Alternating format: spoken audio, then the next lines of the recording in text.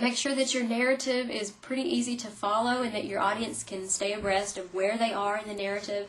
And you can do that using transition words and phrases.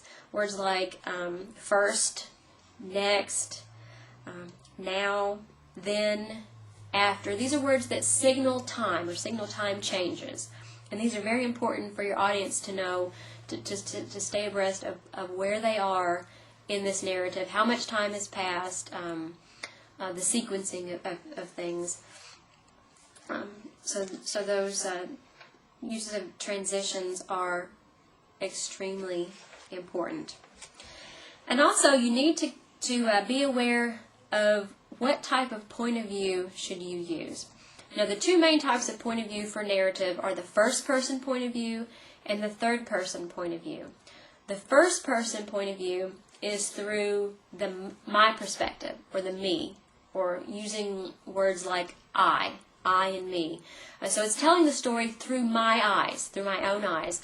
And this can be kind of helpful because it gives the sense of I was there, I saw it happen. So it gives it kind of a sense of reality that can really add something to your narrative. Then there's the third person point of view as well, which is told through the eyes of someone else. So he, she, the technician, Joe, through someone else's eyes.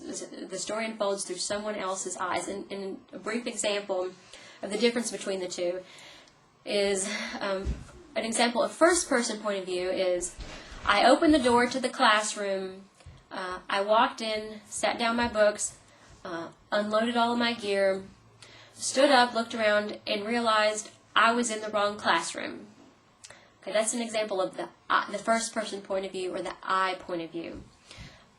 Same example or same scenario through a different point of view, through a third person point of view, would be more along the lines of the professor opened the door, walked into the classroom, she unloaded her books and looked around at the classroom, realizing, embarrassed, that she was in the wrong classroom. So I'm using the she, the professor, using the words that show that that was from someone else's point of view. It's from the third person point of view.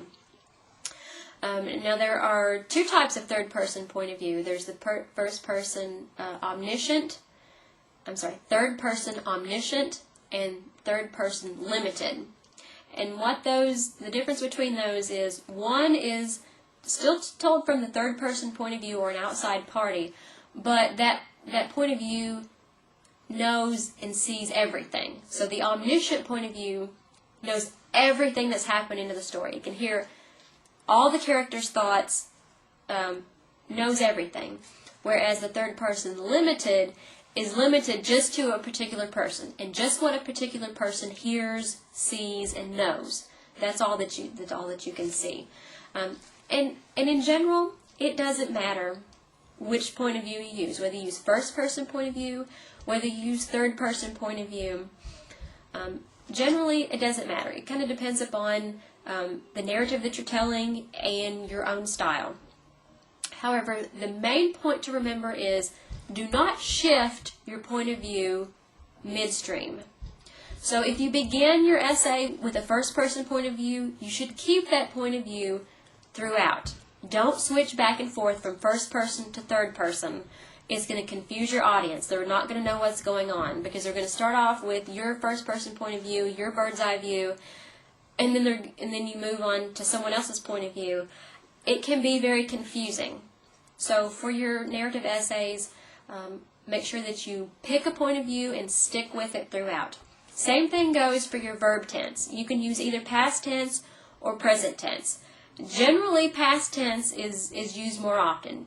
Using past tense verbs like first I opened the door, then I went into the classroom, then I unloaded my books. The present tense can be used, but generally it can sound kind of awkward. Telling the story like I opened the door, I walk into my classroom, I unload my books. Both can be used, but generally the past tense is used. But again, whichever you use, stick with it throughout. Don't be shifting from past tense to present tense throughout, unless you're doing flashback and flash forward, which should be obvious to your reader.